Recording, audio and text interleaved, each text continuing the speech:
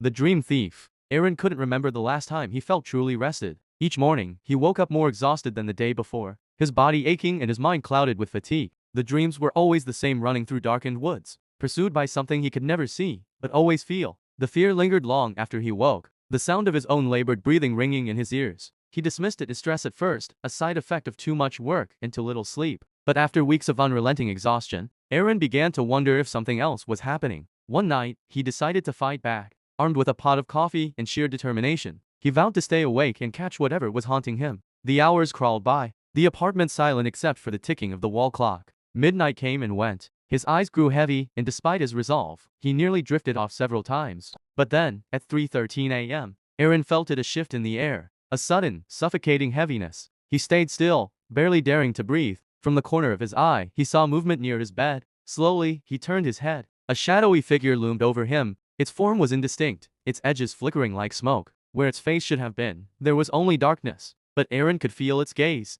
cold and invasive, boring into him. In its hands, the figure held something faintly glowing, a silvery, pulsating orb that shimmered and shifted like liquid light. Aaron's chest tightened as he realized what it was. His dream. The figure brought the glowing fragment closer to its shadowy form, absorbing it. With each flicker of light, Aaron felt a piece of himself slipping away, leaving behind an aching emptiness. "No," he whispered, his voice trembling. Summoning what little strength he had, he reached out and grabbed the figure's arm, or tried to. His hand passed through it like mist, but the figure froze, its head snapping toward him. It let out a sound something between a hiss and a guttural growl that made Aaron's blood run cold. The shadow shifted, growing larger, its edges writhing as though it were alive. Then it lunged at him, and everything went black. When Aaron woke, it was morning. Sunlight streamed through the window, but it brought no warmth. He felt hollow, drained in a way that went beyond exhaustion. He stumbled to the bathroom and looked in the mirror. His reflection startled him, deep circles under his eyes, his skin pale and waxy, like a man decades older. Then he noticed something else. Behind him, in the reflection, the shadowy figure lingered,